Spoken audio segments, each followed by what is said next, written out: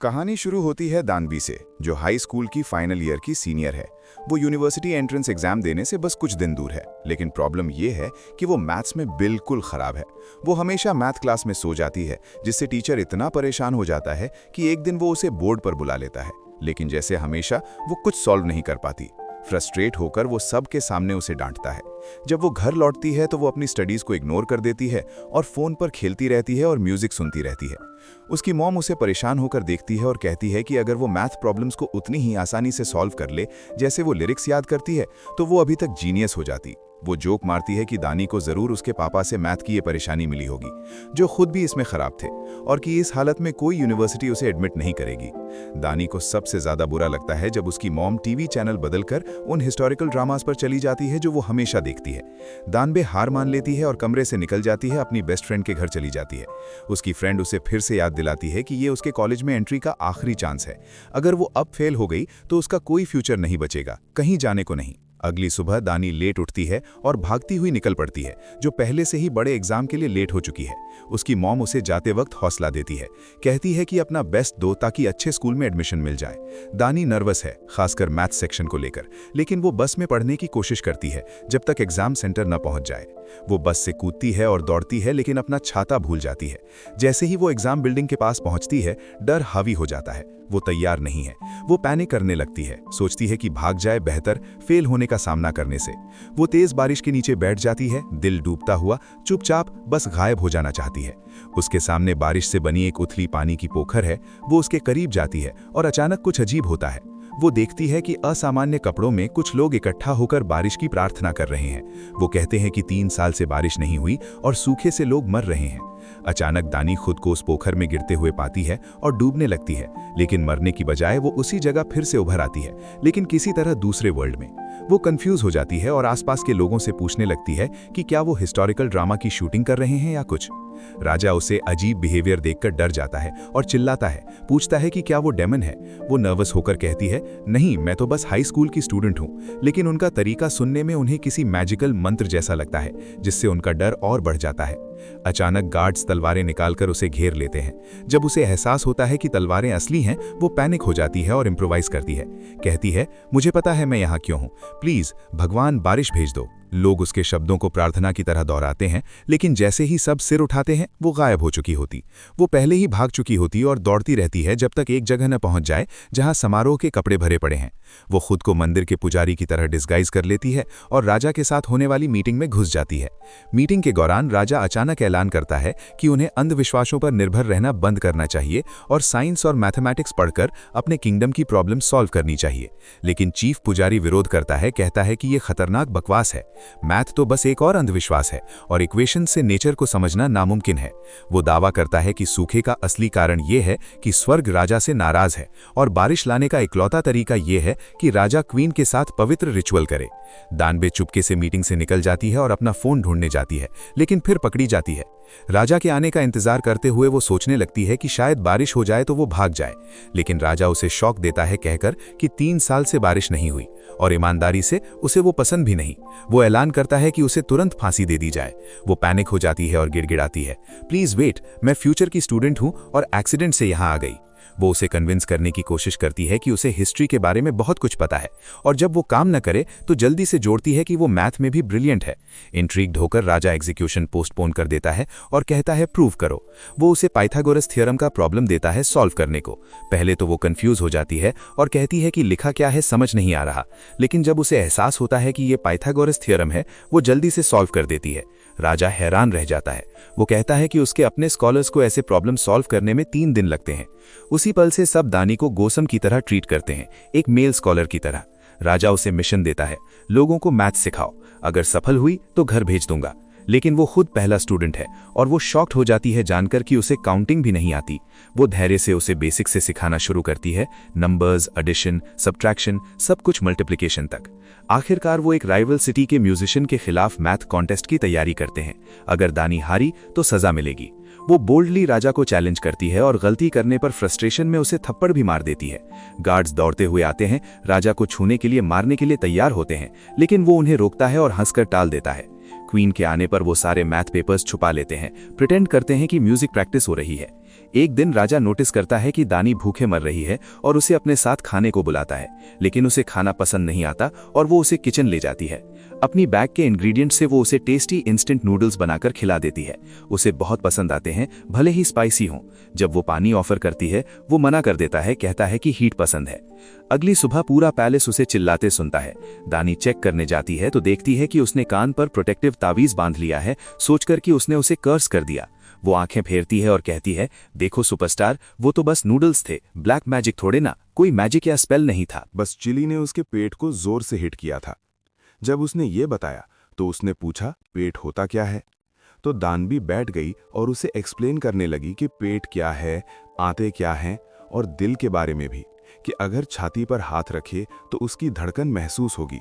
लेकिन वो बोला, मुझे कुछ फील नहीं हो रहा। वो मुस्कुराई और बोली, कोई बात नहीं, एक दिन जब तुम किसी को प्यार करोगे तो खुद महसूस हो जाएगा। वो उसके ज्ञान से हैरान हो गया, उसे ब्रिलियंट स्कॉलर की तरह देखने लगा। तो उसने कहा कि वो जोसियन के सारे रॉयल स्कॉलर्स को सिखाए, ना सिर्फ मैथ बल्कि साइंस से लेकर एग्रीकल्चर तक सब। उस रात उसने उसे संतरा ऑफर किया और वो कैजुअली बोली, थैंक्स, बिना किसी सेरेमनी के। लेकिन वो बहुत अपसेट हो गया। तू जोसियन वॉन्डरर है, कम से कम 3 दिन तो उस फ्रूट को बचाकर रखना चाहिए था। तू ब्लेसिंग्स की कदर नहीं करता।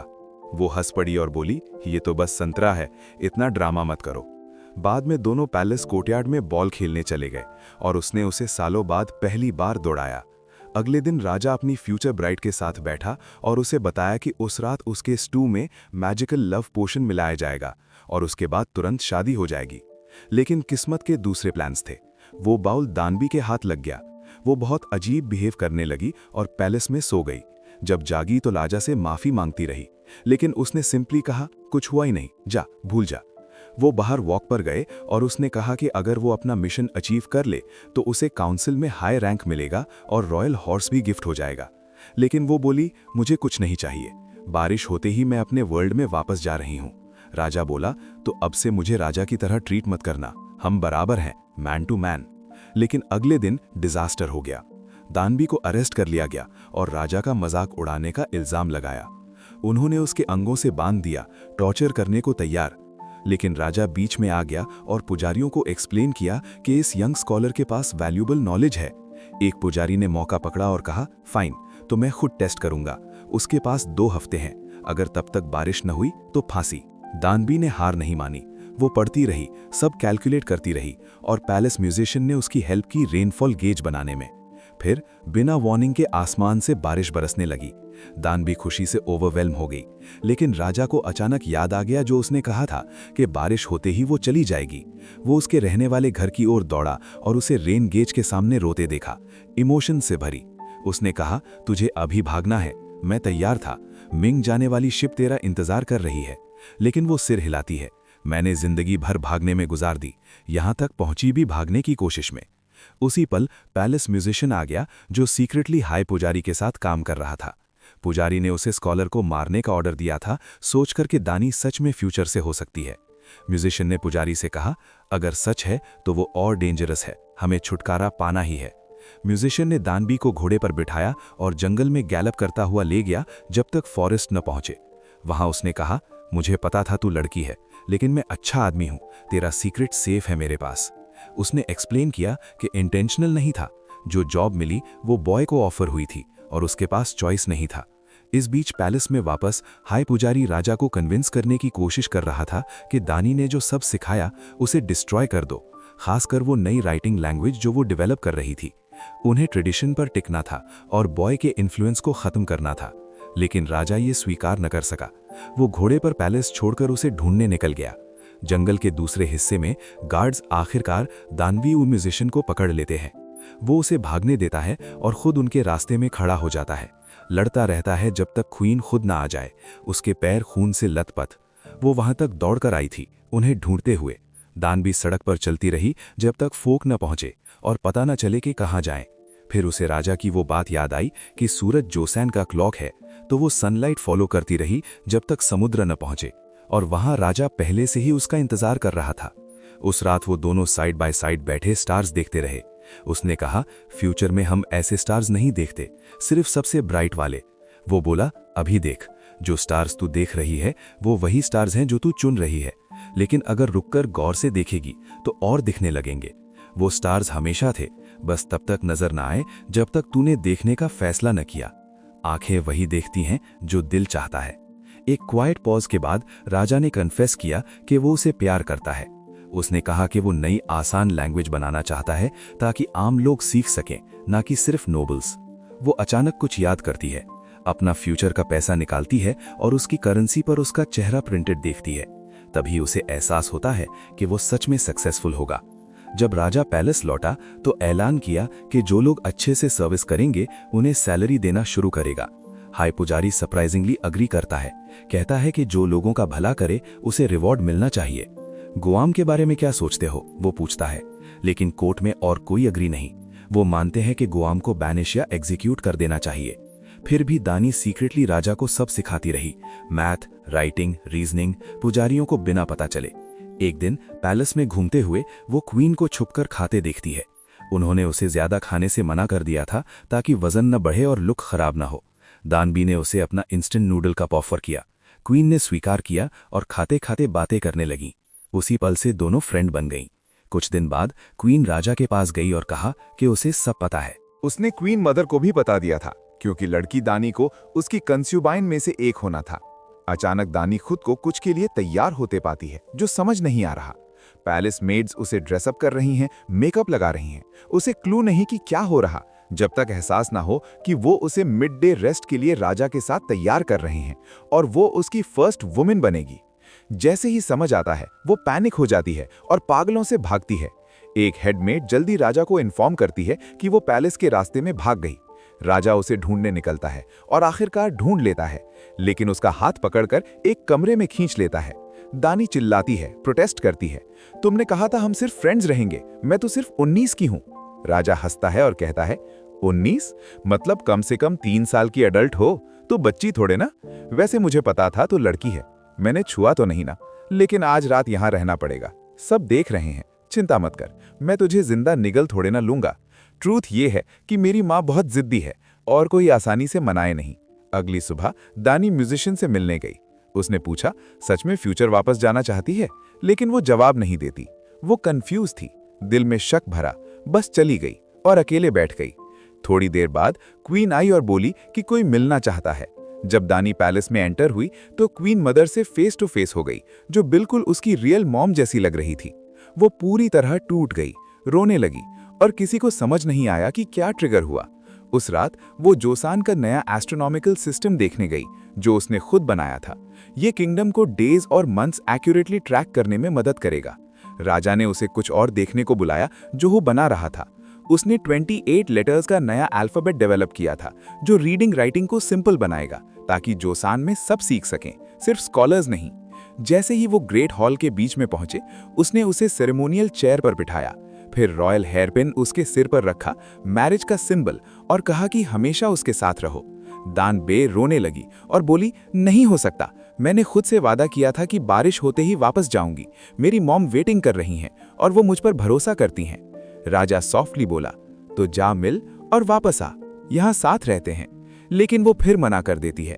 वो पेशेंस खो देता है और गुस्से में कहता है, फ्यूचर इससे बेहतर है जोसियन, बीमारियों और डिजीज से भरा, जो मन करे कर। फिर वो ब्रोकन हार्टेड स्टॉर्म ऑफ हो जाता है। वो हॉल में खड़ी रहती है जब अचानक उसके सिर पर वार होता है और वो बेहोश हो जाती है। कोई तलवार से चाकू मारता है और पूरा बिल्डिंग आग लगा देता है। जब राजा को पता चला, वो अपनी जान जोखिम में डालकर आग के बीच से उसे बचाने दौड़ता है। अगले दिन वो अपने असिस्टेंट को बुलाता है और कहता है, पिछली रात एंशिएंट टेक्स्ट गायब हो गया। वो हाई पुजारी पर चोरी का इल्जाम लगाता है। राजा पुजारी का हाथ पकड़ता है और कहता है, किसने नहीं सिखाया कि क्राइम करने के बाद सारे एविडेंस मिटा दो। फिर दानी की ओर मुड़ता है और पूछता है, ये वो वॉइस थी जो तूने सुनी? वो सिर हिलाती है। पता चला कि उसके बैग की बुक ने स्टैब से शील्ड किया था। राजा गुस्से में पुजारी से भिड़ता है, तुझे पता था वो मेरे लिए क्या था? तूने ये क्यों किया? पुजारी ठंडे स्वर में जवाब देता है, क्योंकि अगर वो नई लैंग्वेज फैल गई तो यंगस्टर्स फ्री थिंक करने लगेंगे, केओस हो जाएगा, किंगडम डिस्ट्रॉय हो जाएगा। मुझे मरने का डर नहीं, फ्यूचर को बर्बाद करने वाले डिसऑर्डर का डर है। राजा जवाब देता है, भले तू रोकने की कोशिश करे, मैं लोगों के लिए ये राइटिंग सिस्टम बनाऊंगा। मैं वो बनना चाहता हूं जो उनके ड्रीम्स को पॉसिबल बनाए। हमें किस फ्यूचर से डर जो हम देखेंगे ही नहीं, जिस वर्ल्ड के बारे में हमें कुछ पता नहीं। लेकिन पुजारी नहीं पिघला। वो घुटनों पर गिरा और बोला, प्लीज मुझे फांसी दे दो और खत्म कर दो। जल्द ही आसमान ग्रे हो गया और बारिश शुरू हो गई, पहले हल्की हल्की। दानी पैलेस में घूमकर अपने फ्रेंड्स को लास्ट टाइम गुड बाय कहती रही। राजा ने पूछा कि क्या वो उसके साथ सबसे दूर तक चलें। वो साइड बाय साइड चलते रहे जब तक सी शोर न पहुंचे। वहां दानी उसी पॉन्ड में कदम रखती है जिसमें पहले गिरी थी और खुद को फिर डुबोने देती है, पहले जैसा। कुछ पल बाद वो फिर उभर आती है, अपने ही वर्ल्ड में। वो चारों ओर देखती है और रियलाइज करती है कि सिर्फ कुछ सेकंड्स ही गुजरे हैं। अभी भी एग्जाम के लिए टाइम है। वो टेस्ट हॉल की ओर पूरी स्पीड से दौड़ती है और अपने टीचर को वेटिंग देखती है। एंट्रेंस एग्जाम अभी शुरू हुआ था। वो अपनी सीट पर पहुंचती है और टेस्ट देती है। उसी दिन बाद में वो घर लौटती है और मॉम को वेटिंग पाती है। वो उसकी बाहों में समा जाती है, टाइट होल्ड करके। दानी के बारे में सब बदल गया था। उसका बिहेवियर, उसका पर्सपेक्टिव, सब जर्नी के बाद शिफ्ट हो गया था। उसने लोगों और चीजों की वैल्यू ज्यादा डीपली सीख ली थी। महीनों गुजर गए। एक दिन स्कूल से निकलते हुए आसमान खुल गया और फिर बारिश बरसने लगी। अचानक किसी ने उसके सिर पर छाता रख दिया। वो ऊपर देखती है और एक फेस देखती है जो स्ट्राइकिंगली फेमिलियर लगता है। वो बिल्कुल जोसियन के राजा जैसा लगता है, लेकिन वो बस मुस्कुराता है और कहता है, हम बहुत पहले बस में मिले थे, तूने अपना छाता गिरा दिया था। और इसी पर स्टोरी खत्म होती है। अगर तुम अंत तक पहुंचे हो तो कमेंट्स में बताओ क्या लगा और अगली वीडियो में क्या समरी चाहते हो।